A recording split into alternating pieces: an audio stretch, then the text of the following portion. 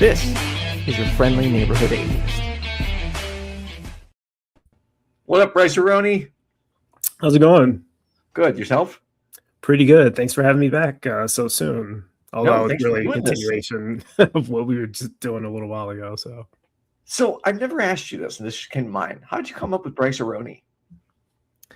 Well, my actual name is Bryce, and I was just thinking of something kind of cool and snazzy and memorable.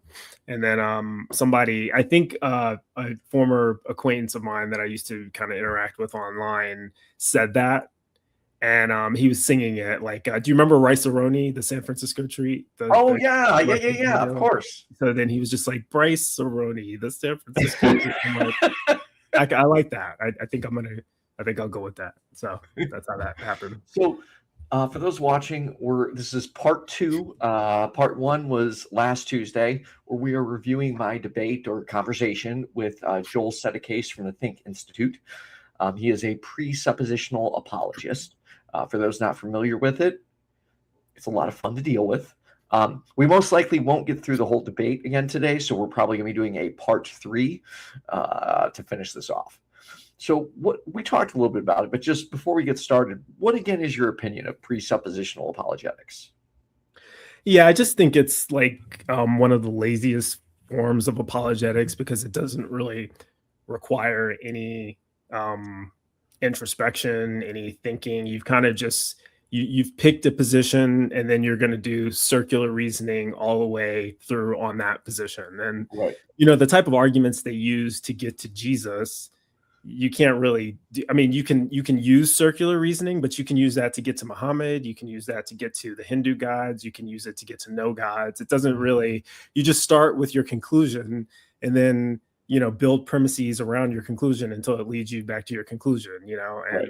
And also one of the things that irritates me about presuppositional apologists is, one, the whole thing is a lie, right? The reason we know it's a lie, anyone who's like ever deconstructed out of this religion, Christianity, knows that it's a lie, because the foundation of presuppositional apologetics is that everyone else knows that the thing that you're arguing for is true. Well, you know that that's not true because you don't believe the thing that they're arguing for. So they're already starting off with an obvious lie, So it's really just a way to not have to argue, not have to make your point, not have to convince, not have to bring any evidence. It's like, it's almost not an argument even worth having. It's not really an argument at all. It's just a bunch of assertions. Anything that can be asserted without evidence can be dismissed without evidence. I love that quote. I forgot when I first heard it, but I do love that. I heard it from Richard Dawkins, but I know he didn't come up with it. He probably got it from it's possible he did. It could have come from Christopher Hitchens. It was probably one of the Four Horsemen, but it may predate them. I don't know exactly where it comes from, nor do I care, because I don't venerate any of these people. These people who the new atheist movement or old atheists. I don't really give a shit about anybody who is popular in the atheist movement. If I'm stealing from them, it's because the content of what they're saying has value, not because the person saying it does. I feel the same. This is not to diminish the accomplishments of any of these people, but half the time I don't remember who said stuff because I don't care who said it. If what's being said makes sense, I'll use it, and if it's stupid, I'll never use it. It doesn't matter who it came from. Although I think we should demote Richard Dawkins from one of the Four Horsemen. Yeah, I do. Sam Harris as well. Oh, actually, Christopher Hitchens is really the only one that was worth a damn, as far as I know. I didn't know the other guy. I'm trying to remember his name. I can't remember the fourth one. Damn it. Christopher Hitchens? No, we said him. He's the one that he's the one that I said probably came up with it, who's still okay. Let me look it up real quick. Four Horsemen of somebody in the comments probably knows, but Daniel did it. There we go. Yeah. Yes. Okay. Yeah. I remember. So, but no, Sam Harris is not good, and Richard Dawkins is not good either.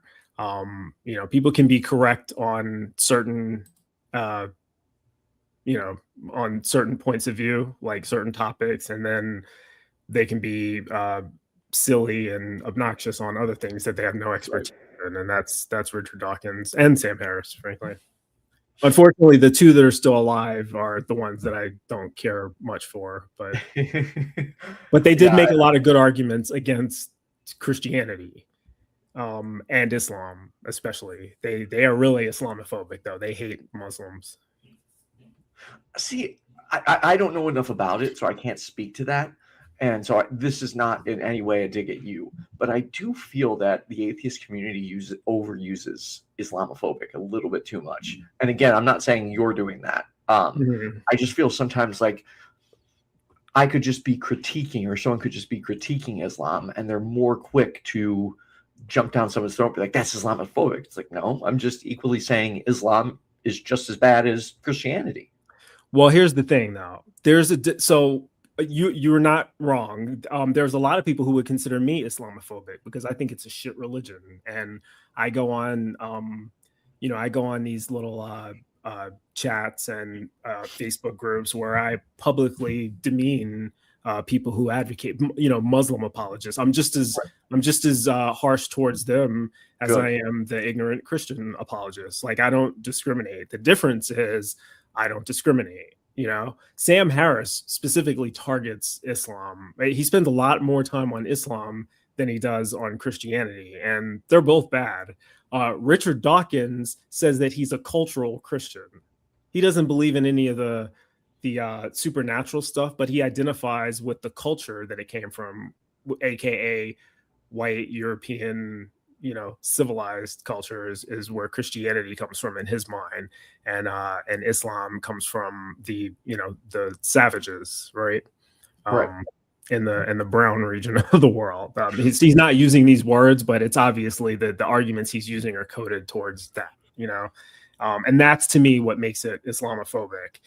Like, they're both advocating for nonsense, in my opinion, but just stick to the facts, right? Stick to the science, stick to the book, what's written in the book, and why it's not true. There's no reason to say I'd rather live in the Christian parts of the world than the Muslim parts of the world, unless you're going to qualify that with because the government is imposing and a lot of his statements are just not qualified. It just sounds like, in a vacuum, oh, you just don't like the brown people in the world religion, but anyway, this is not the topic of this conversation. Right. That's okay. I asked the questions. So are you ready to dive back in? We'll pick up where we left off. I'm ready. All right, let's do it. Men and women, and then they'd sell them to Westerners. That's the Bible 100% absolutely unequivocally condemns that. And it does so on the basis of God's decree, and also ontologically on the basis that human beings are made in the image of God, according to Genesis 1:27. That's you're speaking like a Christian, Brandon. So I don't, it's funny. My mom says the same thing. She's like, I think you have Jesus's teachings in you. Like, that's one of my mom's saying. Well, you were obviously raised with some kind of a religious background. Yeah, I was raised, a base theist. I guess you could say Christian, but it depends on whose standard of Christianity. I went to a Catholic school. I became an atheist a few years ago. Okay. Yeah, it's clear. You're not speaking like someone who was raised Buddhist or Hindu, or no, definitely not. And you're also not speaking like someone who was raised atheist, by the way. No, I definitely wasn't raised an atheist. My mom, the other day I was at dinner with my parents and my stepdad. This is the first time we had an. I'm curious. What do you think he meant when he said, you definitely weren't raised, you don't sound like someone who was raised atheist? What did he mean? I was thinking about that as he said that. Because I think he is, and I don't want to speak for him by any means, but I think he's just trying to assert that my approach and the way I speak is grounded in Christianity.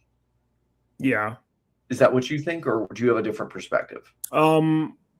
Yeah, I think that's probably what he's trying to say. And I think in your case, it's probably fair because you weren't raised atheist, but I don't know what he would think that a person who was raised atheist, I don't know what kind of arguments he thinks they would make. It's just, especially, it sounds like we're still talking about slavery, and he's Yes. making the faulty and false assertion that Christianity is against slavery. It's not. I think I touched on this a little bit in the last Right. video. Christianity or God never outright condemns slavery. He promotes it. It's Right. not that he doesn't not condemn it. He actually actively promotes it. Right. Slavery is in the 10 Commandments. Did you know that? Oh, that I did not know. Yeah. Thou shalt not covet thy neighbor's what? Wife? Yeah, that's where most people stop, but it goes on. Wife, house, ox, male slave, female slave. This is where it puts wives in the category of property because they were owned by their husbands. So basically, the commandment is thou shalt not covet thy neighbor's property, which includes his slaves or his wife and all that. But it's right there in the 10 Commandments. You know, you're allowed to have slaves, and you're commanded to make slaves of the nations around you in Leviticus, you know? So this notion that, you know, God is against slavery because we were created in his image. Well, that didn't stop him from saying you can take slaves of the nations around you and their children and pass them on to your children as an inheritance. I don't know if you guys touch on those. I don't know if you brought that verse up. He's probably not honest enough to bring it up, or perhaps I should say maybe not. He could just not be familiar with the verses that talk about slavery. You'd be surprised at how many Christians don't read their Bible and don't read those verses. You know, I don't want to speak for him again, but I'm pretty confident he's read the whole Bible. Okay. Well, that means he's just lying then. Because if you read the whole Bible and you remember it, you can't just not remember Leviticus 25 conveniently or Exodus 21. And in fact, I'm gonna agree with you and say that he probably has read those, because he did quote Exodus 21 verse 16 out of context, where it talks about man stealing. You know, anyone who steals a man, you know, shall be put to death. But he avoids all the verses that talk about the actual slavery. You know, man stealing and slavery are two different things. So yeah, it's a bit of dishonesty going on here. But I digress. I don't want to take too much time. Oh, that's okay. Interaction since he found out as an atheist. And you know what he said to me? What? Now, keep in mind, different culture, he speaks differently, but he looks right at me and with his accent and goes, "What is this no believing in God bullshit, Brandon?" Oh, sorry, Dad. Like, I just disagree. And he said, "Well, do you know what the proof of God is? The proof is your nephew right there. Have a kid and then you'll believe in God." I'm like, "Sorry, Dad, that's not, having a child isn't evidence for God." Yeah. But what do you say we jump into some questions real quick? Sure, yeah. Is that okay? So I'm going to try and fly through these. Everyone, I apologize. I am my own moderator, so I'm doing my best to read the comments, put them on screen, and process everything he's saying. So first we got Trina, big question. We are the only animals to believe, worship, or our creator. Animals as a whole aren't bad. Tigers go on a rampage and kill for no reason. To other mammals and such, they don't know what God is. They're good nonetheless. A person can be good without a belief in God in many aspects. I would agree with that. I don't know, Joel, any thoughts? So I just want to make sure I understand. So we're the only animals to believe or worship our creator. Animals as a whole aren't bad. I guess I would just say bad by what standard? I mean, animals from an atheistic standpoint, there's secular humanist standpoint, there's no problem with a tiger ripping up a little baby bunny, and there's no problem with a tiger ripping up another tiger, and there's no problem with a tiger ripping up a human being. I think, I don't want to speak for her. I think what she's saying is, for example, you know, we see. He just said, from a secular humanist perspective, there's no problem with a tiger ripping up another human being. Is that true? No. Of course not. Why would he say that? If we give him the benefit of the doubt, is it possible that he just doesn't know what secular humanism is? Yeah, that's definitely possible. Okay. But I would still assume even the word humanist, common sense would dictate. I hate using the term common sense, but common sense would dictate that you got to get away from it. Okay with it. Yeah. from a secular humanist perspective, there's no problem with a tiger ripping up a human being. It seems counterintuitive. You've even got the word human in there, but I don't know. I think sometimes people, if they say stuff really fast, they can get it by a lay audience or an audience that's not really paying attention. Got that by me. I should have went right after that one. Yeah, sometimes. But I just wanted to call that out. That I'm glad you did. Straw manning it, but go ahead. Videos of one animal adopting another, one animal rescuing another, a different species. So how is that possible without God? Well, God, first of all, God does exist. So God has, I mean, when I see that, I think, oh, look how cool God is with his creative power and the way he made animals to be able to do that. But obviously that doesn't disprove God. If you start from the notion that God doesn't exist and then you go, look at this aspect of nature or that aspect of nature, and that is possible without God, all you're doing is just assuming your conclusion, and that's called begging the question. That's a logical fallacy. So that's amazing. That's amazing, Ethan. If you start with your conclusion and you reason from it, that's called begging the question. Did you know that? It's almost like that's literally what he's doing. It's almost like he's aware of the failure of his own approach here. You know, he's going to say that a secular humanist or an atheist in this case that, you know, is just not convinced that a God exists. You know, if you start with there is no God, you can look at the things in the world and say, oh yeah, that matches up to no God. You know, he's saying that as if that's not exactly what he's doing, except the exact opposite. You know, the problem for him is that you cannot reason from there is a God who's all good and all loving, and doesn't like it when tigers rip up baby bunnies, to we have tigers ripping up baby bunnies. Who did that? Who designed it that way? Right. If we assume his God, then we have to assume that his God designed it that way. So apparently his God is happy with tigers ripping up baby bunnies, you know? But that's inconsistent with God's character as written, you know, as claimed in the Bible. So that's an internal theological contradiction and inconsistency in reasoning. You know, either God is okay with tigers ripping up baby bunnies or he's not. Which one is it? Right. We have a world where tigers kill bunnies. God doesn't seem to be doing anything about it. The book says this is part of God's design. Let me back that up. It doesn't say it's part of God's design, but it does say God cursed the earth. So who's controlling these tigers? Is humanity controlling them? Is Satan controlling them? Or did God control them? Who's in control? Right. So. Speaking of which, I know this is off topic. I'll make it real quick. Dude, my conscience is totally eating at me. So, you know, we got of course, your garbage is outside. And I left one of the bins that we don't use out there. And it filled up with rain, you know, like two feet up. And go out there yesterday, and there's a dead squirrel in it. A squirrel must have slipped in the water and not been able to get out and paddled until he drowned. And I feel like the biggest piece of crap. I feel so horrible because I left, like, I didn't know that was going to happen, of course. But of course not. I feel like such a dick. Well, you didn't know that was going to happen. There's no way that you could have predicted that would happen. I know, but it still makes me sad. Like that poor little guy. His suffering is over, you know. That's it was there's nothing you could have done about it. I wouldn't beat yourself too bad over it. If anything, lesson learned. You won't be doing that again, right? Nope. Be turned over. All right.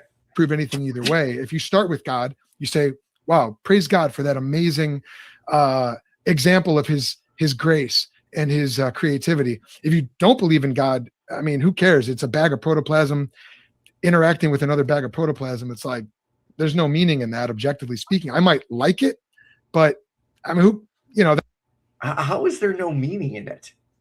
Well, he was very careful to add the word objectively speaking, as if that fixes the problem. Right. His problem is he's not taking into consideration subjective value. And he was about to stumble over his own argument because the last thing he said was, you know, it might make me happy. And then he was about to say, but who cares? Well, the obvious answer to that is you would if it makes you happy. you know. Right. You do things that make you happy because they make you happy, you know. Exactly. And so this we don't need objective good. We don't need objective value. We don't need objective morals. We don't need objective anything. First of all, those things don't exist.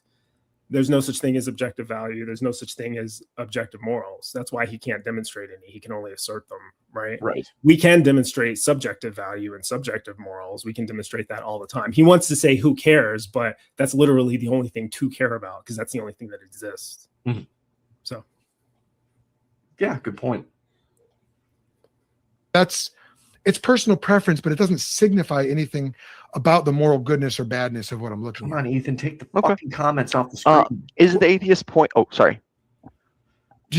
Are you going to respond to it? What are your thoughts on that? I'm sorry. I'm what you said or what Trina said. Oh, either one. Well, I mean, with Trina, I mean, I agree with her. I think it's possible. Obviously, I think it's possible to be good without God. What does good mean again?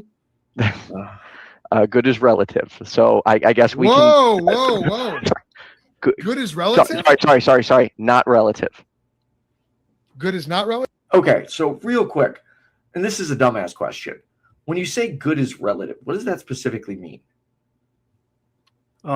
It depends. It doesn't really mean anything on its own.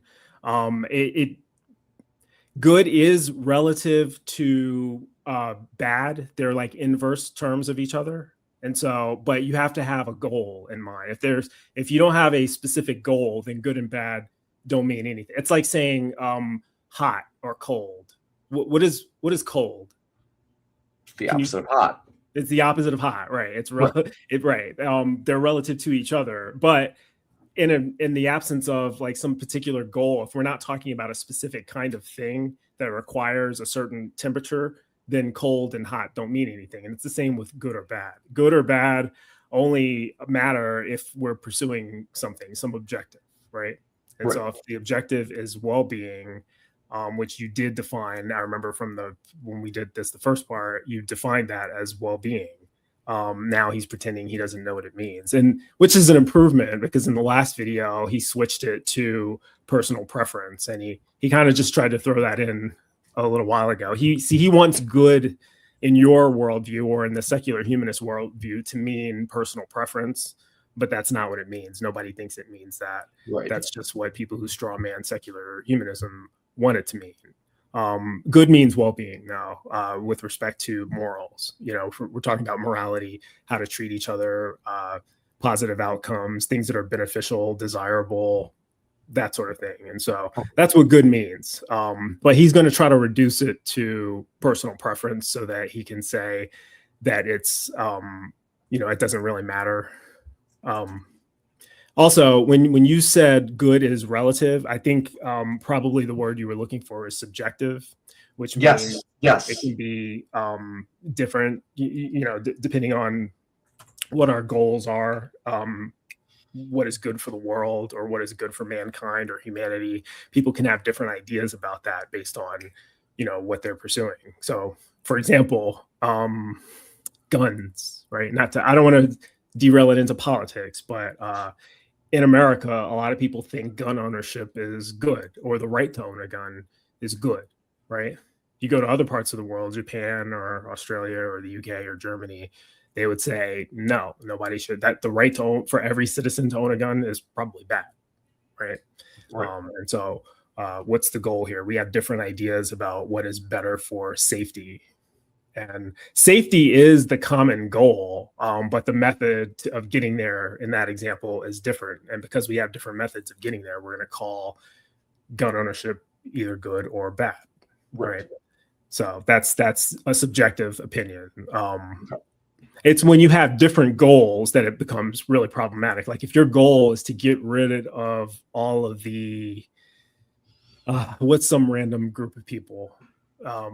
If your goal is to get rid of all Muslims or Jews or Catholics or whatever, any kind of religious group, or gays, let's say that, right?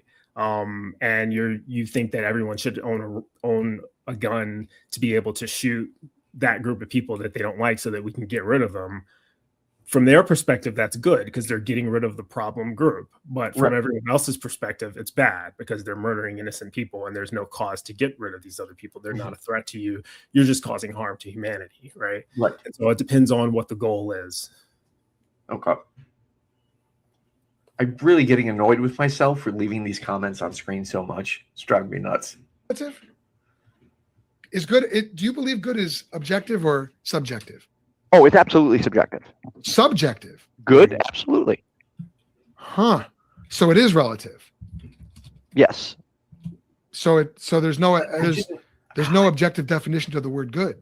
There's a standard definition, but I wouldn't say there is an objective. See, he doesn't know the difference between subjective and relative, and it sounds like neither do you. But neither one of you in this conversation knows the difference. You're correct. I was a little, yeah. But neither does he. And most of the people who argue for objective morality, they don't know the difference either because they constantly switch those two things out. Moral relativism refers to this idea that morals can change over time, that they vary from culture to culture. That's what moral relativism is, right? Like, so in our society, we would say it is good for women to have the right to vote, or some people would say that. Maybe not everybody. I can't make that statement across the board, but most of us would say that. But in another society that's a little bit less progressive, they would say no, only men should have the power to vote. Men are superior. Women should be taking care of the family and not involved in politics at all, right? And so that's a relative stance, and whether or not it's good for women to have this right or whatever. You can pick any law to I should have asked him to define what he meant by relative. That's the mistake I made. Yeah. But that's what relative means. It means it's relative to your society. When we're talking about morals, we're meaning relative to your society and the times, because the things like in our own society, the things that are considered morally acceptable today may not have been considered morally acceptable in the past by the majority of Americans, and vice versa. There's things that they used to do in the past that they thought were okay that we would not consider moral today. I don't know how you feel about spanking children, but that used to be very. Yeah, but most people, most psychologists and pediatricians and people who specialize in child health care and mental health do not think that that's a good form of punishment. But, 30, 40, 50 years ago, that was standard. It still kind of is standard today. You'd be surprised how many people legally, are okay with it. Yeah, legally it is, but I think you'll find more people speaking out against it. Whereas back in the 50s, this was promoted on television. It was in commercials. Even beating your wife, was the thing at one point. That was okay. So that would be an example of moral relativism. Well, that shows that the morals of society have changed over time, and people that grow up nowadays recognize that this is not something that was good and we shouldn't be doing it today. But back then, or we could have even used the example that he was talking about earlier, slavery. He personally views slavery as wrong. But if you asked any Christian in the 1800s, America, he would have been in one of the minority positions. Christianity absolutely supported slavery. The Bible endorses it. Exactly. The antebellum South was majority Christian. They were allowed to own slaves, and it was their duty to bring these savage Africans into enlightenment by bringing them to a modern society through slavery. It was better for them. People have actually made that argument before. Yeah. But the point is, that's an example of moral relativism. Subjective just means that it's dependent on minds. It's inherently, by nature, morality is subjective. You can't have objective morality. If it was objective, there would be moral truths that you could point to without anyone, without any minds to conjure them, right? Morality only matters if there's people to assign a moral value to something. Right. If there's no people to say that this is good or this is bad, then there is no good or bad, right? So it's dependent. It's determined by mind. It's a moral judgment. Anything that's a judgment of the mind is subjective. That's what subjective means, mind dependent. If it was objective, it would be mind independent. So, Okay. right, and that's why objective morals don't exist, because nobody can find them. Nobody can say what they are. According to him, morality is objective, which I think he'll go into, but we'll see. Well, he doesn't know what any of these words mean, though. So, Objective definition of good, because we can both What is that standard? disagree on what's good. Well, by standard, I mean the definition of good. I'm not saying, but personally, I think we each can have different standards of good. For example, you're pro-life, correct? Yeah, I believe murder is wrong, of course. that's not what you asked. Pro-choice, because I am. Sorry, I believe. He said, I believe murder is wrong, but that wasn't the question. right. You asked him if he was pro-life. The answer, by the way, is no. He isn't pro-life. By the way, nobody's pro-life. There's no such thing as pro-life. That doesn't exist. Pro-life is a label for people who are anti-women's choice. Right. That's I all refer it to them as now pro-birth. They're pro-birth, exactly. And they're only pro-birth because they think their religion teaches them that they should be. They're wrong. It doesn't. The Bible doesn't support that at all. But they think it does. And that's the only reason they're for it. They don't give a shit about the actual baby. Once they're born, you're on Once your they're own. born, it's done out of their They don't hands. give a Well, that shit. person should have thought about it before they had a baby. But Yeah. once, in the womb, it's a big deal. Yeah, but they're definitely not pro-life, because I think you'll find a lot of the people that say that are pro-capital punishment. Which makes no sense. They're pro Israel bombing Gaza. They're pro the Iran war. All of these things that kill the most people and cause the most destruction to life. They seem to support that. These are the people who call themselves pro-life. So don't tell me you're pro-life because you think that all fetuses should be born. That doesn't tell me that you're pro-life. No. And don't tell me that you're anti-murder either, because again, he just tried to say he's against murder, but I mean that murder is a relative term too, believe it or not. Mm-hmm. Murder is defined by law, and laws in different jurisdictions are different, right? So just because something's murder in our country, by the way, is abortion murder? I don't believe so. Well, you would be wrong.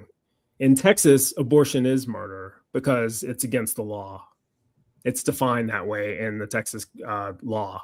Florida too, I believe. So in half the states, abortion is murder, but in the other half, it's not. So that's why I said murder is relative. It depends on where you are. That makes sense. Yeah. It should be up to the woman to decide. I am an advocate for bodily autonomy. To Of decide the unborn child or of the fetus, yes. Fetus just means child. That's Latin for child. Okay. Then the clump of cells until it becomes a child. You're a clump of cells, and so am I. On atheism, that makes perfect sense. What you just said, that makes perfect sense. Because we're all clumps of cells. So. Okay. So you believe quote, killing babies is wrong. Obviously, yeah. Okay. I'm a Christian. I obviously believe killing babies is wrong, but I am pro-choice. So not killing to them. To me, good in the womb is okay. With limitations, yes. Until they're That's what he said. okay. So I am not a doctor, and I am not even going to try or attempt to explain when the baby's mind is developed and can start feeling pain. Why would that matter? Why wouldn't it not? Because you're all about not causing harm, I thought. Right, I am. So I'm also not. I don't believe in causing harm to the female. I believe the female should have the choice over what to do with her own body. Which female? The one in the womb, or no, the one that is pregnant. He's just being. How do you differentiate which one's more important and has value? So the one that is quote getting the life from the dominant one would be the one that has doesn't have the say. So is that a dominance-based morality then? Because so far we've heard personal preference. I was just giving an example. I did not say it was a dominance-based decision. I was just giving an example. Ethan? Well, I couldn't hear you. Oh no, I was just saying I could have worded that way better. Yeah, but he's being very dishonest here with this this language of baby. This is where words. This is what's called judgmental language, and it's kind of a fallacious attempt to make something sound more important than it is. It's not a baby. it's No. It could be a baby depending on what trimester and what level of brain development. You kind of alluded to that in the beginning, you know, after so many weeks where you start getting brainwave activity, there's neurological development to where it can feel pain. I think Roe v. Wade, Roe had it right. You know, it's once it's at the stage where it's viable, then no abortion unless, you know, the life of the mother is at risk. But Correct. before viability, yeah, if you want to terminate the pregnancy, that's fine. And he just said something really dumb, which was, oh, why would that matter? You were talking about whether it could feel pain or perceive or anything like that. He said, why would that matter? Why wouldn't it matter? Right. That's the thing that's important. That's the thing that's minimizing harm. We don't care about a lump of cells unless it can do those things. It's not a person unless it can do those things. Being a secular humanist is about being a person. Personhood is that whenever you have these abortion debates, personhood is the thing that we care about, not DNA, not species, not, you know, whether you want to call it a baby or human or whatever, none of that matters. What matters is whether it's a person, and it's not a person until it has its own mind, until it's self-aware, until it has perception. These are things that a fertilized cell doesn't have. These are things that an embryo doesn't have. These are things that a fetus before a certain stage of development just doesn't have, you know? Right. So it's not a person. You can call it a baby if you want. I don't give a shit. Until it's a person, that's when it has rights. We give rights based on personhood. And by the way, the older you are, the more rights you have. And so the person whose body is being used without their permission has priority over the body. Absolutely. Even if there's another person who needs it, they don't have priority, you know? No. It would be like if there was a law that said men had to donate bone marrow to their children to save them from leukemia. That might be a noble thing, but if there was a law, do you think any of them would advocate for a law that mandated that all men must donate their bone marrow? No, men would never do that. They do that to women, but they wouldn't do that. No, it's only women that have to be used, right? If you create a law that says men's bodies have to be used, they would say no, you know? Well, what's the difference, right? It's the same thing. All right. Thank you, theoretically. I'm not always right. The Bryce is always right. You can obviously see. So Brandon, what you're butting up against here is the difficulty, actually the impossibility of trying to have a moral standard without having an objective moral standard of God. I mean, what you said I thought was wonderful. You condemned slavery outright. I think that's beautiful. You condemned the Holocaust and murder. And yet here you are defending all the very same things that you just I don't think it's murder. You believe it's murder. I do not believe it's murder. But you have no standard of delineating when it's right to kill someone and when it's not. Do you kill a rapist? Would you kill a rapist? Nope. The Bible says you should kill a rapist. Nope. You wouldn't kill a rapist. I would not. I will not kill anybody. Really? Yes, so I you don't will believe in, not. This makes but me you, wonder. but What I should have asked him is, Joel, would you kill a rapist right now? Well, I think it's fair for us to infer that he would, which kind of throws a monkey wrench into his previous assertion that he was pro-life, right? Oh, wait a second. He didn't say pro-life. He was too scared to say that. He said he's against murder, except he just advocated it. Yeah. Oh, I would, you should have got that. He didn't use the words, I would kill a rapist, but he acted astonished at the fact that you wouldn't, which tells me that he would kill a rapist. So he's not against murder. He's only against murder when it's the kind of people that he thinks the Bible says should be born. But when it comes to people he don't like, he's not against murder. The Bible says you should kill a rapist. Who gives a shit? Why should I care about what the Bible said is the first answer. Is something moral because the Bible said so? Is that what he thinks? Is his standard for morality, whatever the Bible says, just happens to be moral? I don't want to speak for him, but I believe so. Yes. Yeah, but why? My conversations with him. Why should we accept that? He says that you have no standard, and he's saying that that's his standard. Why should we accept that standard? Is it a good standard? Can you demonstrate that that's a good standard without appealing to circularity? I don't think you can.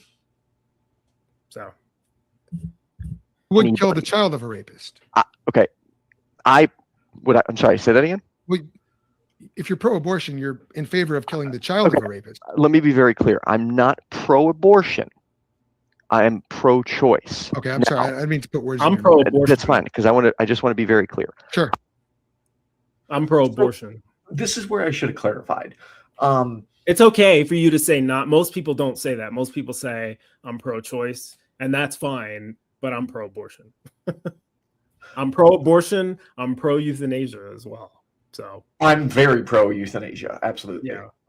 I guess, thinking about it, I am pro-choice, so I guess I am pro-abortion too. Not that it should be used as a form of birth control necessarily, but again, in all scenarios, I still support the woman or person's right to choose what to do with their own body. Yeah. I am not an advocate for abortion. I am not saying, hey, go get this abortion now, you need it. I just believe that the woman should have the choice to do with her own body as she chooses. And with the body that's Doesn't within mean her. absolutely, because it's dependent on her. Okay, I've got a 2-year-old, man. She's very dependent on me and my wife. This brings me to my point, though. No, she's That's not. where good is subjective. You and I have very No, that's a false equivalency. His 2-year-old is only dependent on him and his wife because they've decided to raise a child. If they decided they didn't want to raise the child, then that 2-year-old would be dependent on somebody else to be their parents. Right. Okay. People put their kids up for adoption all the time, and people adopt kids all the time. This has nothing to do with ownership of one's body. If the 2-year-old needed your kidney, should the law force you to give your kidney to your 2-year-old? You wouldn't support that. Such a great rebuttal. So yeah, it's nonsense. different ideas of what's good. Okay. Wouldn't you agree? Well, obviously, yes, but I don't think that's evidence for the fact that good is subjective. How is that not when we both believe we're doing good, but with completely opposing decisions? Well, because believing something is not what makes something true or false. Oh, absolutely. I agree. Right. So the fact that you and I differ could mean we're both wrong. Absolutely. It could mean one of us is wrong and the other one is right. But one thing that can't be true is we can't both be right. Yeah, I agree with that. Yeah, that's correct. Yeah. So good is not subjective. If good were subjective, we would both be right. That does not follow. That does not logically follow what he said. It is subjective. It's objective. I'm sorry. Good is subjective because it's mind dependent. The fact that you two can have differing opinions about what is good proves that good is subjective. So when he concludes with, one of us could be right and one of us could be wrong, therefore it's not subjective. Well, that's a non sequitur. It has to be. You just proved that it is subjective. And just really quick to theoretically. I was just going to say theoretically. Yeah, I would also choose pro-choice because pro-abortion sounds like we wouldn't care about the growing life. Yeah, and that's fair. And this is why I don't advise everybody who's a humanist to adopt the term pro-abortion. I'm fine with people saying they're pro-choice. The reason why I say I'm pro-abortion are two. Number one, I don't care about the growing life. Intrinsically, I only care about the growing life if the person who owns the womb decided that they want to have a baby, and then I do care about the growing life. But if they decided they don't want to have a baby or they no longer want to be pregnant, then I prioritize them, right? The second thing is when I say I'm pro-abortion, it means I'm pro legalizing abortion. I think that laws should allow for abortion to happen, and I'm against making abortion illegal. And so that's just kind of a more simplistic way of saying it. I think abortion should be legal, therefore I'm pro-abortion. As to whether or not someone makes a decision to have an abortion, I think that should be up to the individual who owns the womb. Right. I would agree. Okay, so we would so by subjective, in my mind, I am right here. In your mind, you are right here. That is very subjective. No, all that's saying is we disagree. That says nothing about the subjectivity or objectivity of morality. I disagree with that statement. Well, it doesn't. I mean, that's fine. But look, if you need a way of judging. See, this is the difficulty of trying to judge morality without God. Is there's no way of arbitrating between you and me when we disagree. Right. And that's not true. That's true. I That's missed not that true. part. Can you repeat that? Yeah, he said there's no way of arbitrating between who's right and wrong when we disagree. That's not true. We do it all the time. That society does that all the time. That's why people largely agree in different societies. Most people in this country think that abortion should be legal, but in another country, they might not think that, you know? But societies come to consensus. We make arguments. We use reason. We use science. We use, empiricism. We use the tools and the data points that we've collected over the years. We look at history. We look at beneficial outcomes versus harmful outcomes. It's called teaching, really. We educate. We teach and we educate. And the more you learn, the more you kind of gravitate towards being on the same position about what is good and what is not. So when he says that, there's no way to arbitrate that, well, it's not so much of an arbitration. It's more of a investigation. You have to figure it out. It's the process of reasoning and learning together. If I believe my position is morally superior than your position, I should be able to reason that and articulate why, and then point to evidences that show that to be the case. And you should be able to do the same if your position is that your position is morally superior to mine. But the problem with him, what's the gentleman's name? I'm sorry, I don't remember. Joel. The problem with Joel is he can't point to anything objective to say this is objectively true.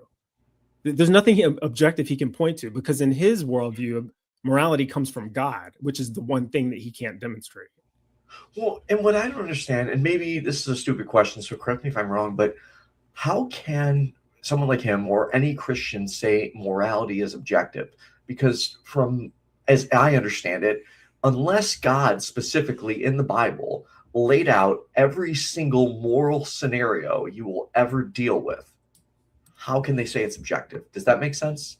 Because it does. God would have to literally list out every single thing, because how else do they determine what's right and what's wrong? It wouldn't be objective even then. It would still be subjective. I kind of answered this question a little while ago when I said he doesn't know what objective means. And the reason that they use this argument for objective morality is because they don't know what the word objective means. Objective means mind independent. Well, if morals are coming from God, God is a mind, which if God is determining what is moral and what isn't, they're still subjective. They're just subjective to God. I like that. Yeah, there's no objective morals. If morality is reduced to a decision or a judgment or an opinion, it doesn't matter whose opinion it is. It doesn't matter if it's the majority. It doesn't matter if it's one person. It doesn't matter if it's a God. It doesn't matter if it's all the gods. It's still subjective. It's subjective to that mind. Right. Okay. I'm storing that one for future. Yeah. Now, pause. Don't play it yet, because theoretically is having some disagreement a little bit. I think this is a common position in among some secular humanists and atheists, where I think he said a comment a little while ago that he believes that morals can be objective. I partially agree with that. However, when I say morals can be objective, what I mean is that we can have objective metrics to measure whether we're moving in a moral direction or an immoral direction, but there has to be an agreed upon goal, right? The goal, if the goal is well-being, if morality means well-being, and we agree that this is what the goal we're trying to get to, then yes, we can look at objective data to figure out whether this is a moral behavior or an immoral behavior. But we can only do that once we pick a goal, and choosing the goal, that's the subjective part. There's nothing that says that you have to prioritize well-being. Certainly Joel doesn't. The Bible doesn't. So, Yeah. It is and it isn't. Overall, because the goals are subjectively chosen, morality falls in the realm of subjectivism. So I'm not sure if theoretically agrees, but he can let me know in the comments. But go ahead with the video. Yeah, Theo, let us know. The reality of it is, from an atheistic standpoint, there is actually Okay, I know I've said this before. It just drives me nuts when he continues to say, from an atheist standpoint, I've now corrected him on repeated occasions that there is no atheist perspective outside of the fact that atheism only has to do with whether you believe in a God or not, or lack the belief in a God or gods. Pet peeve, just kind of drives me nuts that he keeps going back to that. I think in this case, he might actually be okay, because the point that he's trying to get to is morality comes from God. And if you don't have a God, that you can't have morality. And that is the atheistic standpoint, that we don't have a God. And so I think if I'm going to give him a little bit of grace, that's probably what he's trying to say when we're talking about morality as a whole, and whether it's objective or subjective. I agree with him. From an atheistic standpoint, there's no objective morality.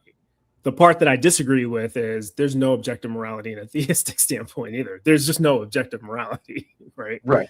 But whether God exists or not is completely irrelevant to whether morality is objective. It wouldn't be objective whether there was a God or not. So him like trying to zero in on from an atheistic standpoint is kind of irrelevant. So I think that that's what he means when he's talking about the objectivity versus subjectivity. Yeah, he can say from an atheistic standpoint. Where he messes up is when he's trying to talk about secular humanism and well-being, and when you talk about what makes something good, or you point to specific values, he can say, yeah, from an atheistic standpoint, it doesn't matter, and that part is true. But you don't get your morals from atheism; you're getting them from secular humanism. And from a secular humanist standpoint, it does matter. It is bad to cause harm, but we prioritize based on ownership and autonomy. Right. No way of judging any moral decision or judgment. You're Other right. than what's that? Sorry, I was going to make a snide comment. I was just saying you're right, because atheism doesn't have any claim or view on that. I'm just trying to correct you because. Well, no.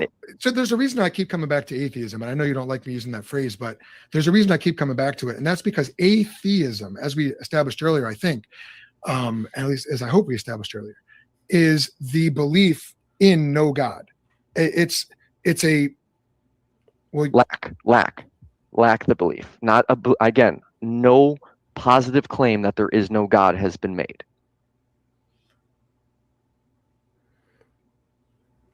Is he frozen? That's what I think so. Oh no, I hope we didn't lose him, Joel. Well, it's probably just as well. No, I think his computer just froze, guys. Bear with me for a second. That's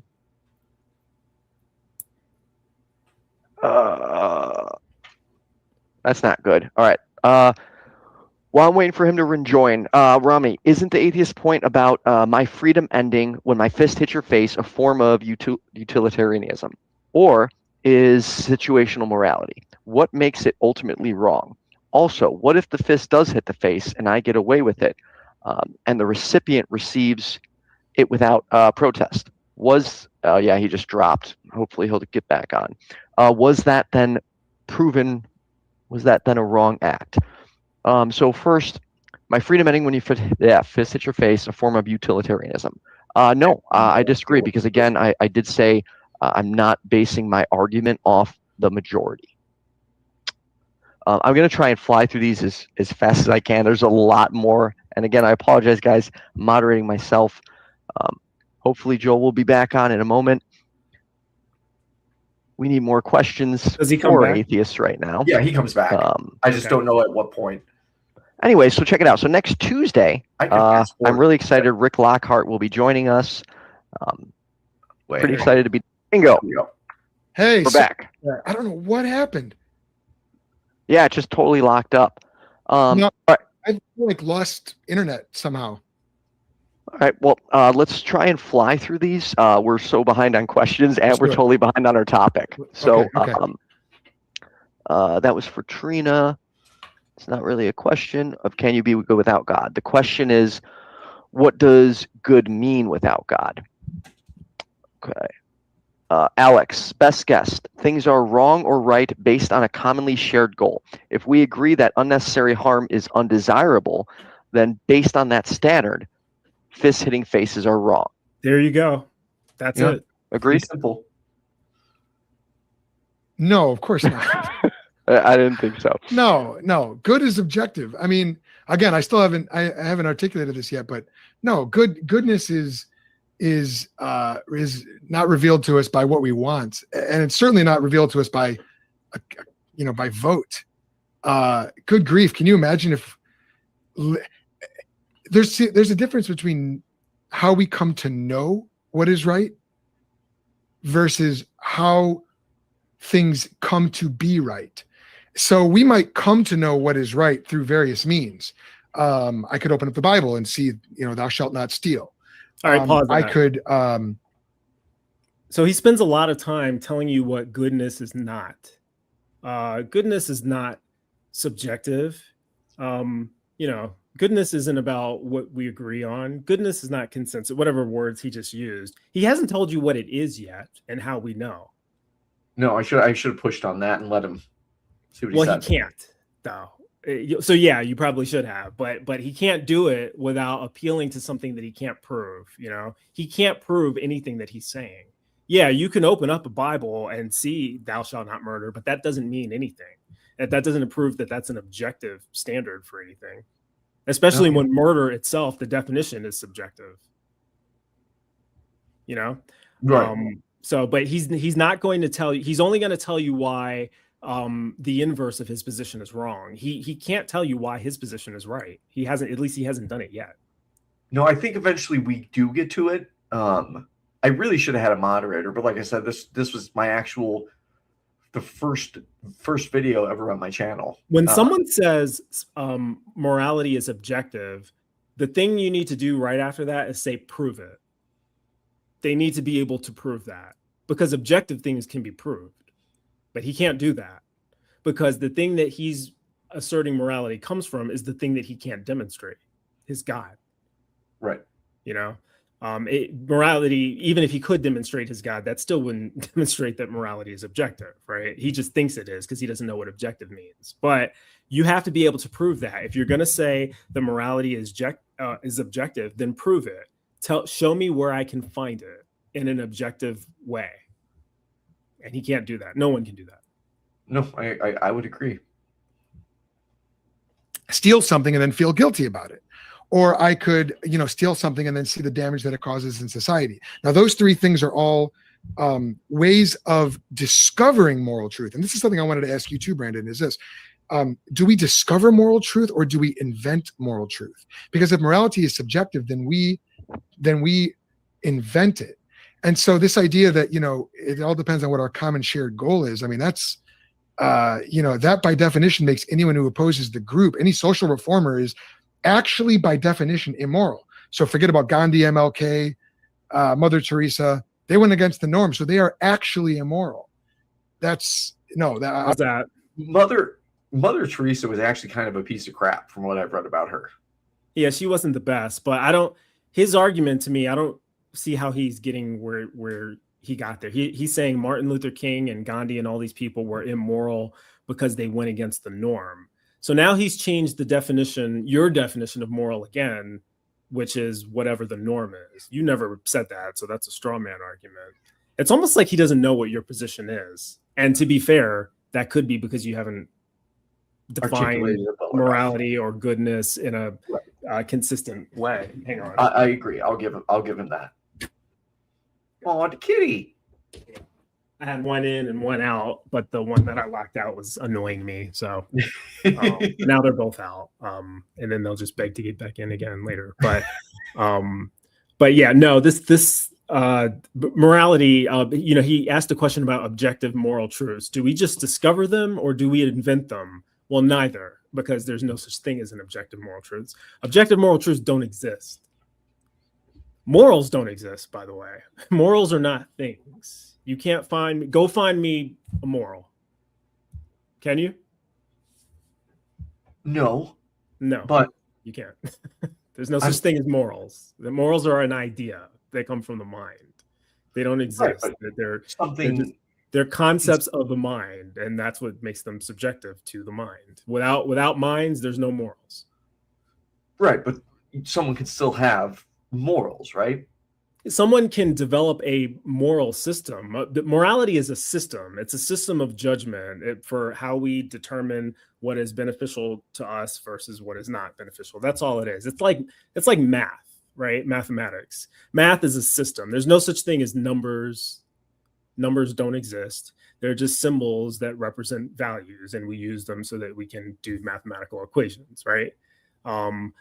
Letters and words don't exist. These are just sounds that we make, and we've created an alphabetic system to help us communicate, right? Morals are the same way. Morals aren't out there to find. It's just a system that we've developed to govern how we ought to behave in ways that are beneficial for us. But no one can point to a source of morals other than us. They come from us. So do you think it would be better to use the term ethics as opposed to morals then?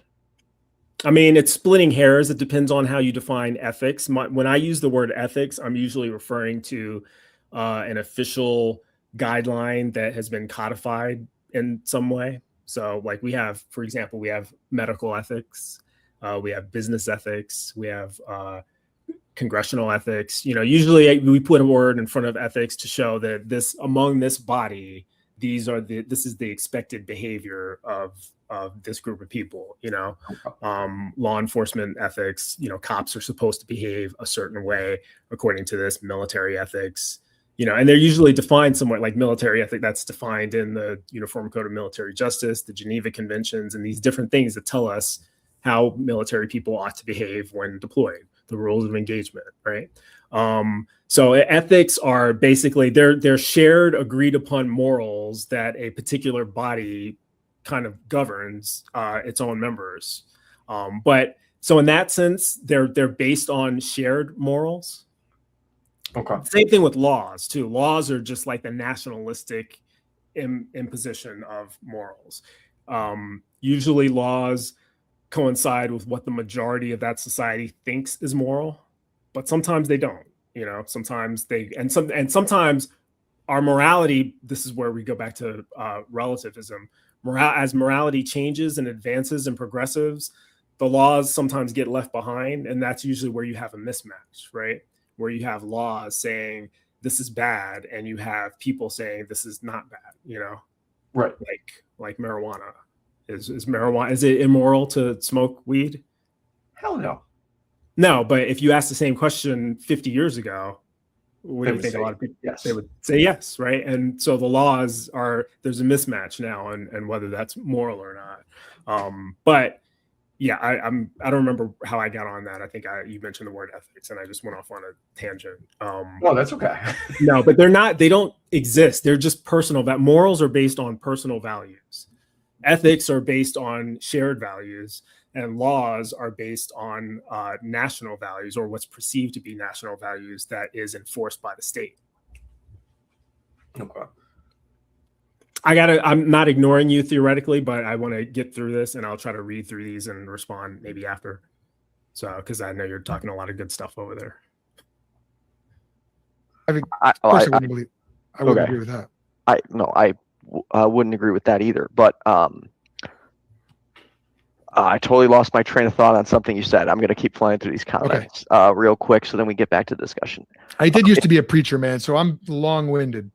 No, that's fine. You're doing awesome, man. If one person thinks murder is good, is it good? I would say no. But I think Joel, I don't want to speak for him, he would say I can't say no. Is that correct? Well, why do you say no? I'm still, Brandon, all I've heard from you so far, and hopefully people who are watching can see this, and this is what I was trying to get earlier. Hopefully the people watching agree with me. Because you are... Hopefully everyone watching agrees with everything I said. That's what you just said, basically. Functioning in such a way that, and ultimately atheism is a decision of the will. It's a decision of, I'm going to live in such a way that God is not going to factor into my decisions. And so, because like you said, you can't prove that God does not exist, obviously. Right, of course not. You think but you're choosing, you nodded your head, so I'm wondering if you agree with him on that. I'm sorry, on which part? What he just said. Ultimately, atheism is a decision of the will. It's a decision to live as though there's no God or whatever, however he worded it. But I mean, I guess it depends how you define will, but I would say atheism, again, literally only refers to a lack of belief in a god or gods. I don't think that would necessarily be will. Is it a decision?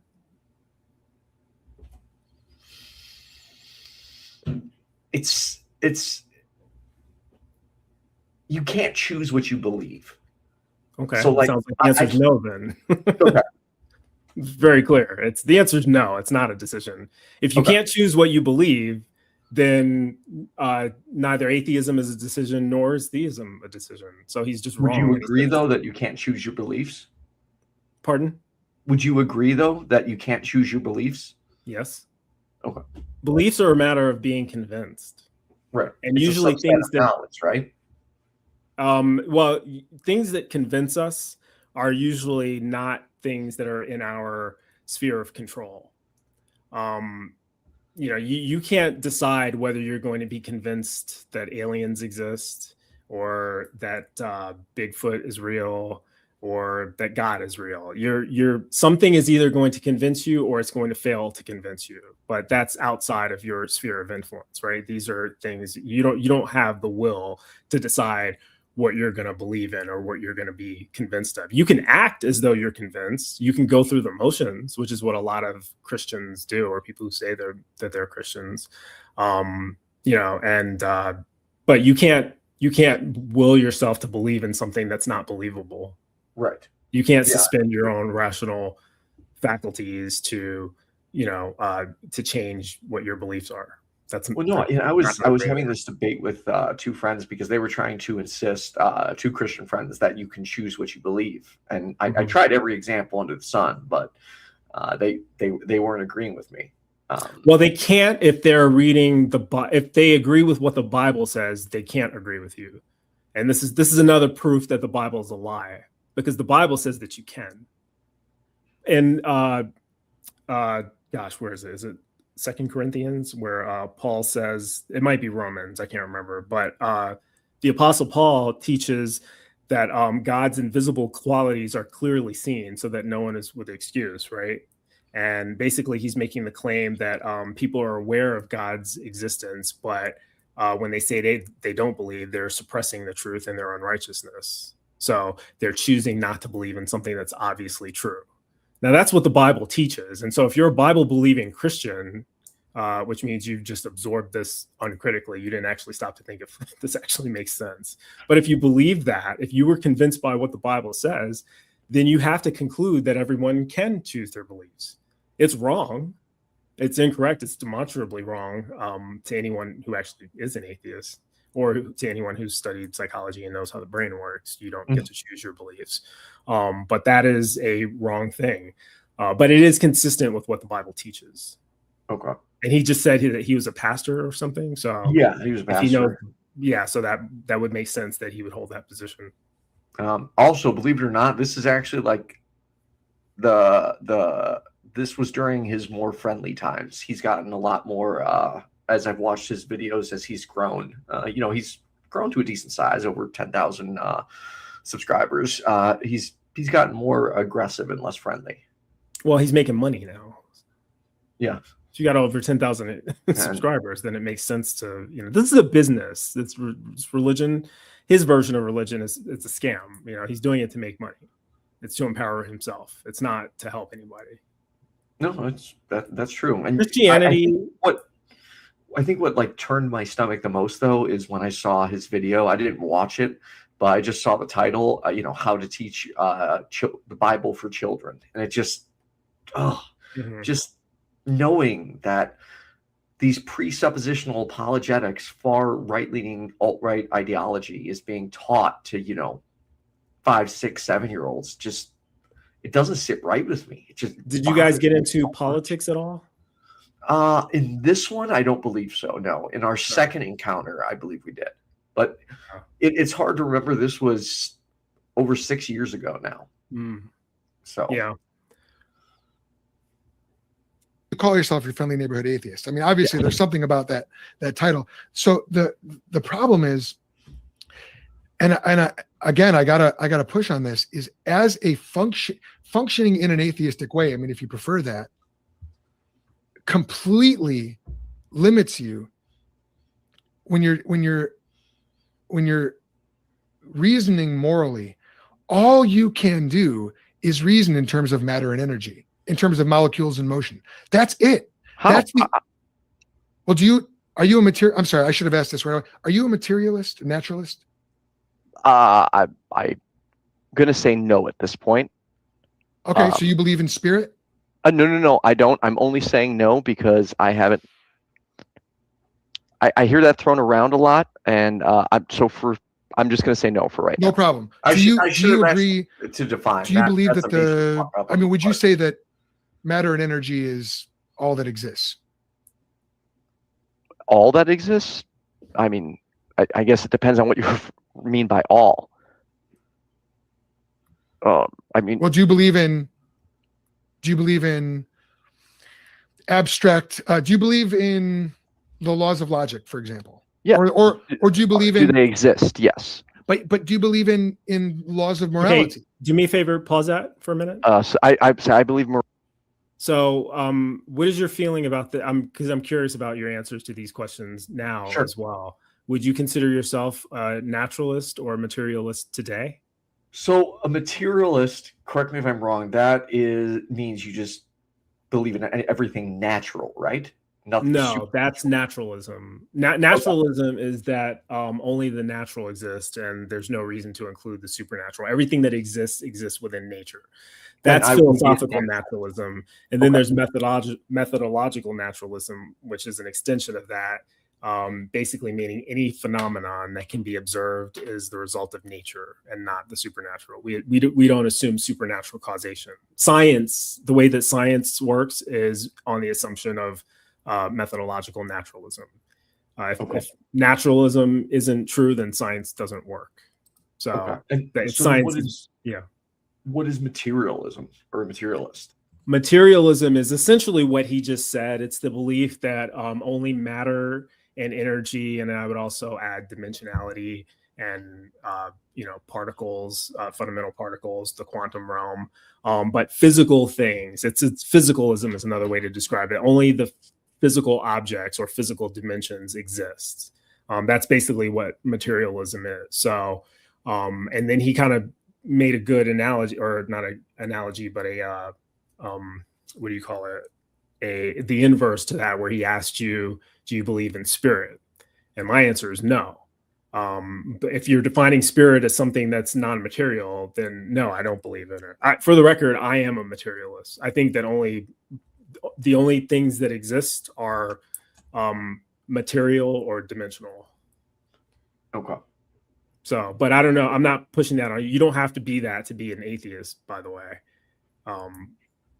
But well, no, I would agree with you. I should have asked him to explain and define it. He has a little bit of a take on it, because he was about to ask you, do you believe in abstract concept? Do you believe that abstract concepts exist? And this is another area where I would disagree with him. He asked you, do you believe that the laws of, did he say the laws of physics or the laws of logic? He asked you, do you believe that the laws of logic exist? And you said yes. I would say no. The laws of logic don't exist because they're not things. No one can find any of these laws. I see. So they don't exist anywhere. They don't exist in space. They don't exist in time. They have no dimensionality. They're not physical. They don't exist. The laws of logic are a language that we invented to understand how the universe operates. It's just descriptive of what we observe, rules that seem to follow. Okay. Same thing with the laws of physics. The laws of physics are how we describe what we observe in the universe. They describe existing things, but they're not things in and of themselves. Okay. All right. Thank you. You're welcome. I needed you during this debate. Morality is subjective. But do you believe logic is subjective? No. See, that's a tricky question for me to answer. I'd like to say no. I really don't see how logic can be subjective. Right, because if it's subjective, then it's not subjective. Correct, because then it's not I mean, What? logic is foundational. I don't really see I don't know what that means. how it could be subjective. I don't either. No, right. I mean, the minute you start to say the laws of logic are subjective, that would mean the law of non-contradiction is not absolutely true, Right. which would mean that you could contradict that statement and say it is absolutely true. So, I mean, it's, and there'd be no problem. So no, so you're absolutely right. So you do believe that there are some things that exist that are non-physical. For example, the laws of logic. They're immaterial. Yes. Yes, agreed. Where do those exist? Yeah, he got me. Totally got me. I mean, they're not tangible, if that's what you mean. I can't. No, I agree. grab They're not them. tangible, obviously, as a Christian. Okay. But as a Christian, of course, I believe that they exist in the mind of God. They're part of God's perfect character. Well, then they're not objective. That's where I would locate morality as well. So there are. See, this is the defeater According to the Bible, his there own are argument. He doesn't realize what he's just done here, because he did ask the right question. Where the question to ask once someone says this exists is, where do they exist? And he knows you can't point to them, and neither can he, though. He can just say I believe they're in the mind of God. Well, cool story, bro. But until you can demonstrate a God, I don't give a shit that you believe that. You can't point to them any more than he can't point to them any more than you can. Nobody can point to them because they don't exist.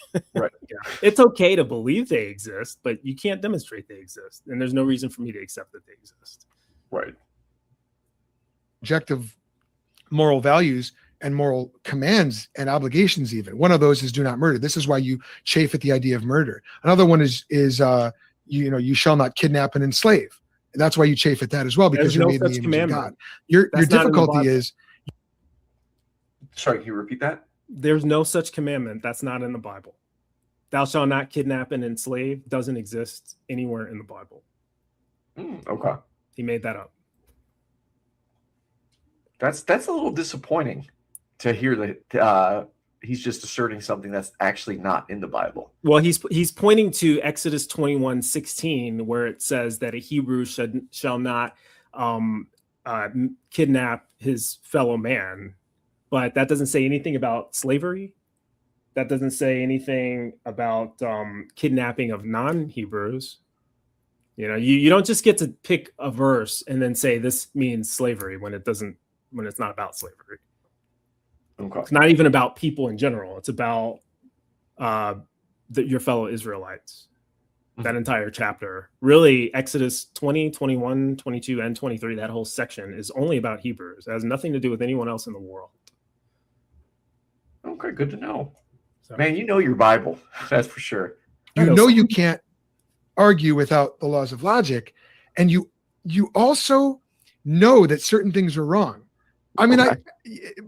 Your problem is you have no way of accounting for either logic or morality.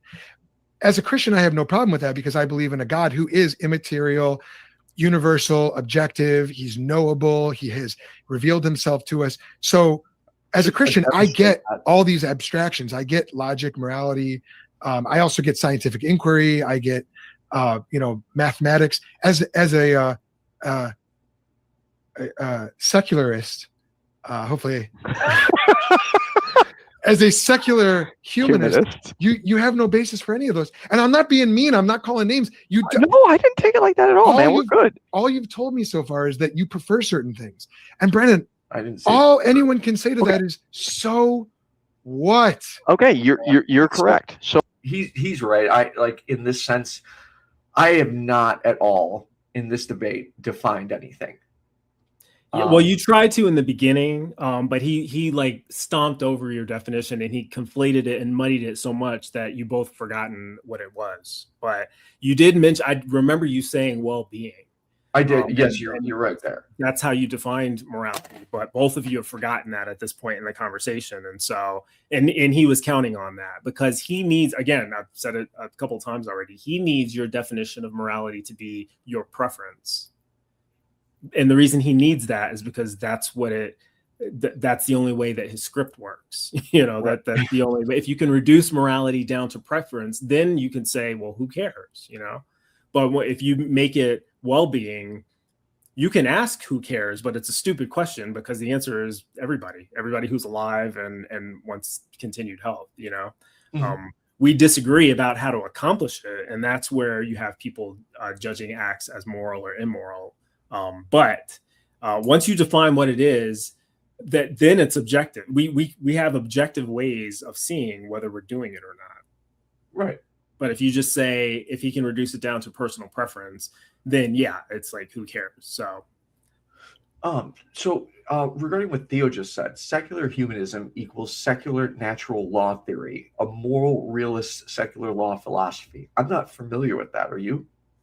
I've heard of it, but I don't know it enough to speak intelligently about it, but I am familiar enough with its existence that this is where people who advocate for moral objectivism within an atheistic framework, this is where they get that from. So I have to read a little bit more about it before I comment on it. I don't want to give an opinion about it because I haven't read it.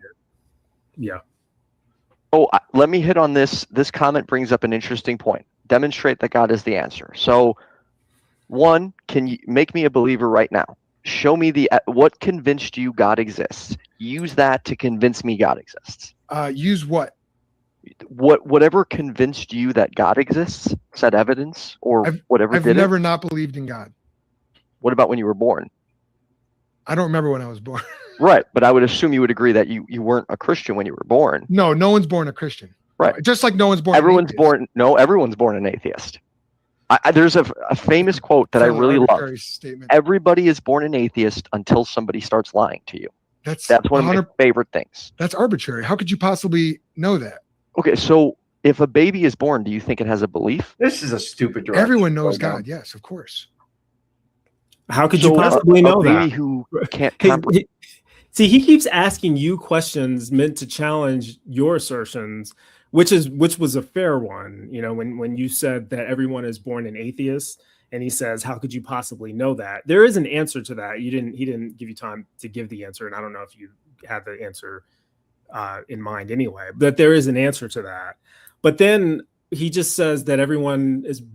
I don't know if he said is born knowing a God or everyone. You know, basically he asserted that everyone is born knowing God. How could he possibly know that? By your own logic, dude. If you can't know anyone else's mind, how can you make that statement? Right. It's just an See, he doesn't know anything. He has a belief because he read a book and was convinced by it. But he doesn't know anything. He doesn't know that any of the words in that book are true. And he certainly doesn't know the mind of other people. He certainly can't possibly know what other people know. We can reason that atheists don't have a belief in God because their minds haven't developed to even have a concept of what a God is. We can reason that. He can't reason that, though. He certainly can't reason how they would know that there's a God. He can just point to some words written in a book that he can't demonstrate was written by a God or even inspired by one. So, yeah. Comprehend that minds exist outside of its own mind. You believe it? You just said everyone's born an atheist. So, okay. So when you're born, when you're born, you're not capable of answering those questions. But no, absolutely, which is why you're an atheist, because you're not capable of answering those questions. No, so you guys are getting into semantics what the Bible now. says. Yeah. See, because he's going to default to his definition, his preferred definition of atheism, which is the assertion that no God exists. That's what he needs atheism to mean in order for this argument to work. Your position is that everyone is born an atheist in the soft sense, meaning lacking belief. But he doesn't accept that definition because it doesn't work with his script. Right, because he'll never concede that that's a possible definition of atheism, which is why you guys are just going to run around arguing semantics now about what atheism means. And if you're not doing that, you're just going to disagree because you're basing your position on what atheism means, you know? And it sounds like he's going to run to the Bible again, which is begging the question. You know, this is the other thing that you probably should do. Why should I care what the Bible says? Just because something is written doesn't make it true either. So, you know, if you're just going to run to the Bible, prove to me that the Bible is true, and then I might care what it says. And that's exactly what I should have done. Yeah. Is this from the beginning of creation? God's eternal power and his divine nature have been clearly perceived ever since the creation of the world in the things that have been made. So men are without excuse. You're without excuse. Didn't I I'm just without quote that a excuse if I minute were to ago? deny God. What was that? He just quoted what I quoted a minute ago. Since the beginning of creation, God's invisible qualities have been clearly seen, so that man is without excuse. So I had a feeling he might go to that. You're probably right. God. But he's So consistent. you've already said that you can't possibly prove that God doesn't exist, and yet you're choosing to live as though God does not exist. That's a volitional choice that you're making. And the getting down to brass tacks of it, Brandon, you're going to be accountable to God for the way that you lived your life at the end of your life. Now he's just unless you preaching. repent and trust in Jesus Christ. Now he's what? Now he's just preaching. Yeah. This has nothing to do with the argument, and really, you ought to be pushing back at this point. He's saying, you're just living as an atheist because, you've decided that God doesn't exist and have chosen to live your life as an atheist. But he's appealing to a book. What is the proof that God does exist? He says that, you can't prove that a God doesn't exist. You don't have to. You don't need to prove a negative. The burden of proof is on the person making the positive assertion. Exactly. You can't prove negatives. You can prove if something exists and there's evidence for it, then you should be able to show it. And you should at least be able to give a reason for why you believe it. And he hasn't done any of this yet. All he's done is preach. Well, the Bible says this. The Bible says that. I don't care. Where is the evidence that this is true? Why do you believe what the Bible says? He hasn't even attempted to answer that question yet. And that's also my fault for not pushing back enough. You didn't ask, but yeah. So this is the learning. This is why you're doing this. When someone tries to reverse the burden of proof, the burden of proof is on the person making the claim. You never said there is no God. He has said there is a God. That means he has a burden of proof. He needs to prove his claim. And if he can't do it, then you're rationally justified to accept it. I'm sorry. Yeah. You're rationally justified to reject it. Right. Okay. Yeah, I misspoke. We're going to have to give an account for how, for a life lived in rebellion against God. You know what? And I apologize. No, go ahead. I'm okay with that. I'll tell you. So I'll tell you this right now, and I absolutely do not mean this in any disrespectful way. This is just my thoughts. If God, to me, if he exists, he has a hell of a lot to answer. Sorry, heck of a lot to answer for. To who, you? Yeah, absolutely. Who are you? I'm apparently his child. Just like I would hold my parent accountable, I'll hold him accountable. Not biblically, you're not. Oh, okay. What would you consider me then?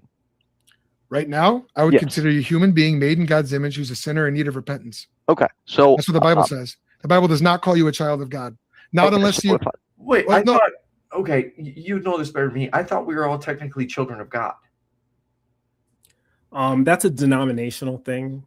That's a theological claim. There's parts of the Bible that could support that, and then there are other parts that would reject it. God has chosen people, and he has people that he didn't choose. He has people that he called, and he has people that he didn't call. On the one hand, we could be said to be children of God because Adam was certainly called a child of God, and we're children of Adam. So by extension, we would be children of God. But we're not direct children of God, so maybe we're not. I don't really have a strong position on this because the Bible's kind of all over the place on this. It can be read to suggest that. And it can be read that we're not either. But his position seems to be contradictory to me because he said, you're not a child of God. But then right before that, he's just said you're created in God's image and accountable to him. So what the hell does child of God mean? That to me sounds like the same thing. Yeah. Sounds like he's saying it in a different way, but he's ultimately saying the same thing, So when he asks, who are you? The only area where you really disagree is whether you're a child of God or not. You don't think you're a child of God because you don't think a God exists. Exactly. He seems to be saying he doesn't think you're a child of God, but he's describing a relationship akin to you being a child of God. So I'm very confused at what his actual stance is on that. But as far as his, you're going to have to give a moral account, that's just preaching. He's just, uncritically regurgitating what the script says and giving you no reason to believe that that's true. Right. And as we can see on the comment, as Puck said, assertion without demonstration.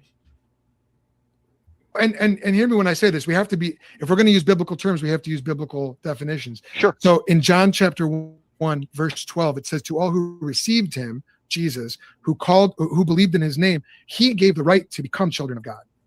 By nature, we are children of wrath. The reason why we're children of wrath is not because we have acted in ignorance, that in non-culpable ignorance. In other words, you are not innocent before God. See, here's one of my other problems. I don't know if you see my eyes keep going to the right. I'm paying too much close attention to the comments. I should have really just saved the comments for the end of the debate and just focused primarily on everything he was saying. And that's a big mistake on my part. It's learning experience. Yeah. I agree with you, though.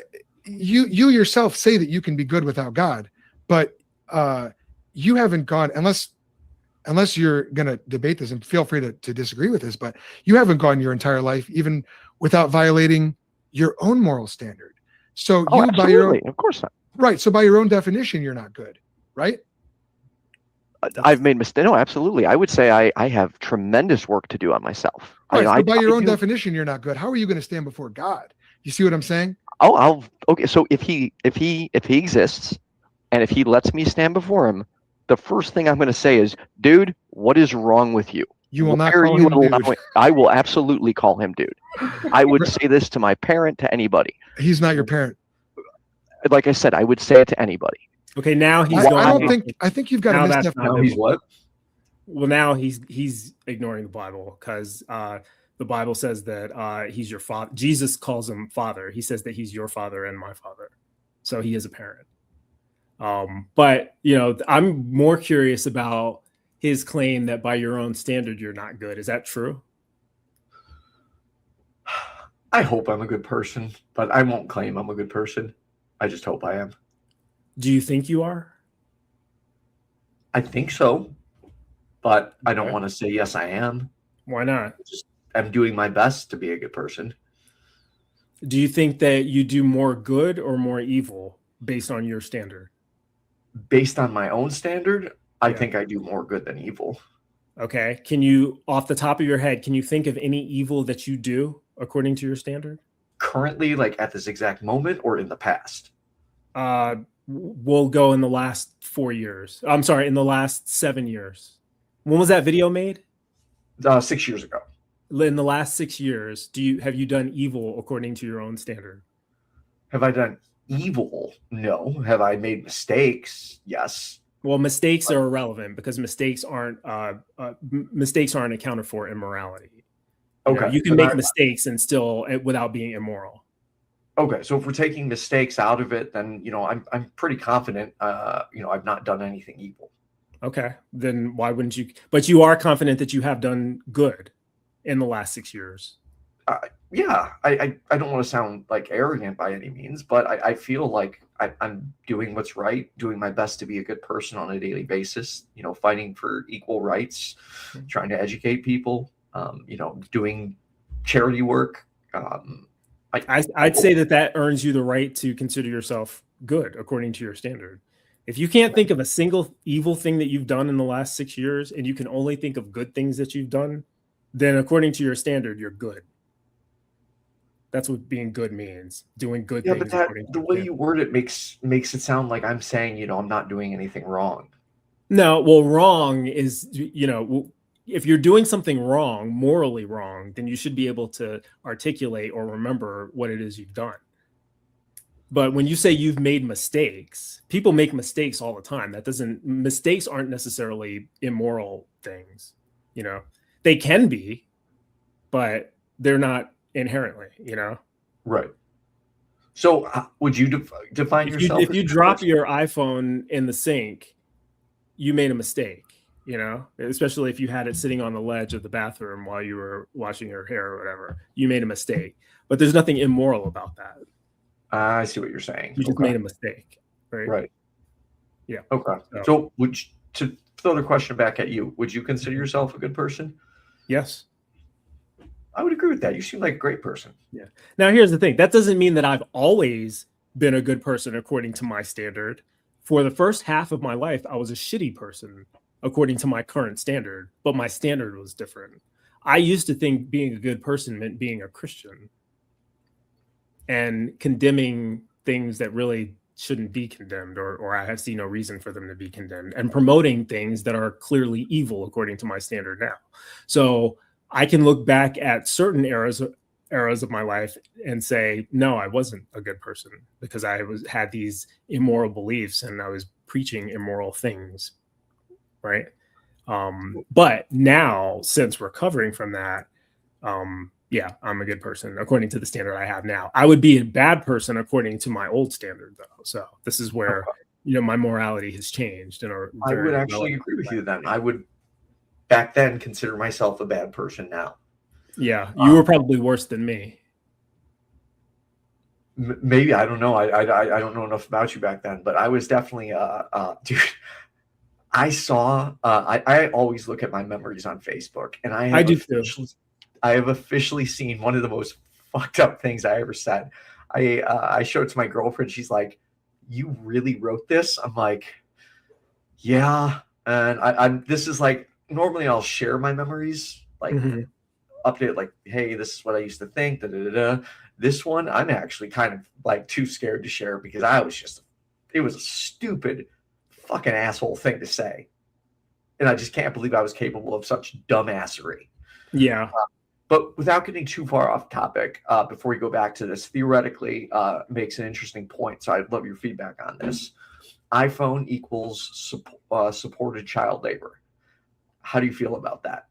Because that would be the same. I have a Galaxy. Same Samsung Galaxies. Yeah, I mean, if you go to a certain, if you go back so many steps, anything that we use can be made. Could be said to be the same thing. Any product you own that's made in China, which is probably most of them, child labor. Right. So what do we do? Do we stop wearing clothes? Do we, do we spend more money or live beyond our means? Do we, how do we reconcile that? And how do we actually fix the world? This is similar to the vegan argument to me, where eating meat equals murdering animals, right? But if I stop eating meat, does the farming industry stop? No. But if we got everyone to stop eating meat. Pardon?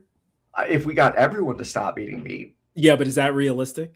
No, it's completely unrealistic. Is that even feasible? Is that even desirable? Would that help most humans if everyone just stopped eating meat? Would that be beneficial to humanity right now? I would say no. I would say it would cause more harm than good. Yeah, but would you agree that it is, I don't want to say morally superior, but it is an ethically better position to hold to be a vegan than a meat eater? Would you agree with that? Yes, I would agree with that. However, the reason I pointed to veganism is because it's a more difficult version of this argument to me. It's a harder argument to argue against not being vegan, although I can do it. But the child labor thing, what needs to happen is we need to be promoting more positive relations with the nations that do that, and we need to have stricter laws about importing things that are known to be doing that. We also need to be publicizing it more because it's not something that most people knew. If most people knew that and publicly shamed Apple, and boycotted all Apple products, if we organized a union, not a real union, but like a national union or worldwide campaign to boycott Apple for the reason that they specifically endorse, child labor, then that would be a morally, not morally superior, but that would be a morally virtuous thing to do than simply not buying an iPhone. Right. Because those kind of campaigns work. Nike used to have children working in sweatshops. Have you ever bought Nike shoes before? I have, yes. The answer is yes. Everybody has. That's right. Yeah. And so, but they used to be, and they were widely publicized for that, and they had to actually change their manufacturing standards because it was exposed and there was campaigns against them and they were losing money. Well, maybe we need to do that with, to me, so that's how you correct a moral wrong, not just by not having an iPhone, because you haven't done anything. You haven't really solved the problem. You've washed your hands of it. You're like, well, I'm not going to participate in the child labor. Those other people are. I'm morally superior. Well, that's cool, but you're not saving any children. Like, what are you doing to actually save the children? Not buying an iPhone doesn't save children, and not wearing Nikes doesn't save children. What saves children is publicly ridiculing and shaming organizations that promote that, so that they have no choice but to change. We got way off topic. I didn't. No, that's okay. And then theoretically did say one more thing, and then we got to get back to it. Reducing meat consumption is a good start. I agree with that. And I have actually reduced my meat consumption. I've done that as well. Every day, I've drastically decreased how much meat I eat. I'm also very conscious of where my food is coming from, and I try to buy like factory farmed and free range, and not factory farmed. And there's little things that you can do to reduce your harm footprint. Right. I completely agree. It costs more money, but I think it's worth it. Definition. I don't. Have you studied the Bible and who God is? So I have read the Bible. It's been many years. I do need to read it again. Larry and I were actually just talking about that. And he made a recommendation on one. But if you stand before the God of the Bible, Brandon, if you use, again, using biblical definitions for biblical concepts, if you understand, if you're going to speak, I'm not talking about Allah. I'm not talking about Brahman. I'm talking about if you stand before the God of the Bible says every knee will bow and every tongue will confess that Jesus Christ is Lord to the glory of God the Father. Now, if you're going to use biblical definitions, you can't define God in any other way. Say that again. Which is a lie. That's a lie in the Bible. He is correct. The Bible does say that, but it's lying. That's the New Testament, which contradicts the Old Testament, because the Old Testament says every knee will bow to Yahweh and there's no other gods before him. So when the New Testament comes along and say every knee will bow to Jesus, it's lying. And we also know that that's a lie because many people have died before Jesus showed up and they never bowed to Jesus. So it was a lie before it was even said. Like, that's a stupid thing to say, Okay. Every knee is gonna bow to some guy born 2,000 years into the future, even though they'll all be dead by then. That doesn't make any sense. No, it does not. Then your absolute creator and Lord. Well, okay, I'm not going to define him as that because I don't believe he's that. But that's the concept of God that we're addressing. Okay, right, so based on your concept of God, I would stand before him and say, dude, what is wrong with you? Why are you letting all these children suffer? Why are people being raped? Why is sickness spreading? Like, I'm sorry, if you let me ask you this. You have children, correct? Yeah. What would you do if they were being attacked? Physically attacked? Well, I'm only talking about you. Yeah, I would defend them. Why? Because I love them. Okay, there you go. It's that simple. Why isn't God getting involved if he loves you?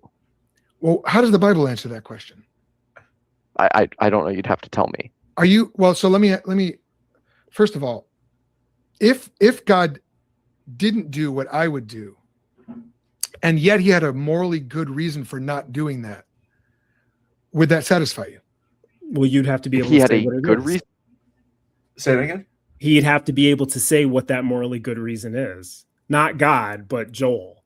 You can't ask the question, if he had a good reason, would you be okay with it? Well, maybe, but if you can't articulate a good reason and God didn't articulate a good reason and the Bible doesn't give a good reason, well, then I'm not okay with it, Mm-hmm. See, he's asking it that way because he can't tell you what the good reason is. He can only pretend or imagine that there is a good reason. He's starting from his conclusion. His conclusion is that God is good and loving. And so when he lets people be murdered and raped, there must be a good and loving reason, even if he can't say what it is. But you don't have good cause for thinking that. That's the problem. He's stuck in this circularity loop of assuming the truth of his conclusion with no demonstration. I would have loved to seen you debate him. For not doing that? If he had a morally good reason, yes. No, because I don't see any morally good reason for that. Well, that's not what I asked. That's not what I asked. So Well, I have to hear that Your reason. answer was bad, because the answer should be yes. If he has a morally good reason, then you should be okay with it. His question was stupid because he hasn't demonstrated that there is a morally good reason. And he's asking this question to kind of get away from having to demonstrate that. He's just saying if, if ifs and buts were candy and nuts, we'd all have a Merry Christmas, But who cares about if? If is not something I'm interested in. Show me the proof, Right. Show me, give me the reason. He can't even think of a good reason. No Christian can. None of them can think of a possible reason to make that action good. That's why they have to just say, pretend that there's a reason. Imagine that there is a reason. Then would you think it's okay? Well, yeah, but you haven't demonstrated that there is one. That's the problem. You have to be an amazing reason to justify a lot. Okay, let's just say a lot. Going back to the Nazis, allowing concentration camps to happen. The fact that he has not gotten involved and helped anybody, in my opinion, makes him an immoral God, if this God exists. So first of all, that's a major assumption, saying God hasn't helped anybody. Second of all, you have no standard of morality. All you have is your own personal preference. Remember, you're matter and energy. I mean, you don't have. Ethan. There's no standard. By your standard, yes, I have no standard. But well, you haven't given a standard outside of your own preference. Well, okay, so Unless this is a red herring. We agree on. This is a diversion tactic. It's a red herring. None of this matters. That whether you can account for morality or not doesn't matter to whether the God of the Bible is doing good. He has declared that the God of the Bible is good. You pointed to the Holocaust. What is his answer for why God allowed the Holocaust? He's desperate to avoid answering questions like that, which is why he always diverts back to, well, you have no standard. This is what presups do. They have no answers. No, so because they have no answers, they have to go back to, well, your worldview can't account for this. Well, okay, but we're not interrogating my worldview right now. We're interrogating your claim that the God of the Bible is good. So what is your answer? Well, you can't ask that question because you have no morals. So they're always going to go back to that. And this is why I don't debate them, because they don't have any answers. They never give any. All they want to do is try to break down someone else's worldview. But atheism, you could prove atheism wrong. His definition of atheism, even if he could prove that there was a God, he still can't account for his morality. He can't even articulate why it's good. That's the problem. And I should have pushed back on that, but I also should have better flushed out my moral position. But you said it, though. You said it once. He was dishonest and heard something different and pushed that for the rest of the conversation. Because again, Ethan, the Presup script is not to give a defense for what your beliefs are. It's to attack the other person's belief to try to show that they're logically incoherent, which therefore makes your belief true by default. That's what all of them do. That's the presuppositionalist apologist script. Yeah. So what I do, what I don't do anything because I don't debate them, but if I were to debate them, I just keep putting them on the hot seat, make them justify their position, make them prove that what they're saying is true. I don't care what they think about my worldview. I had a debate with somebody. I don't know that if he was a presup or not, but we were having the slavery debate.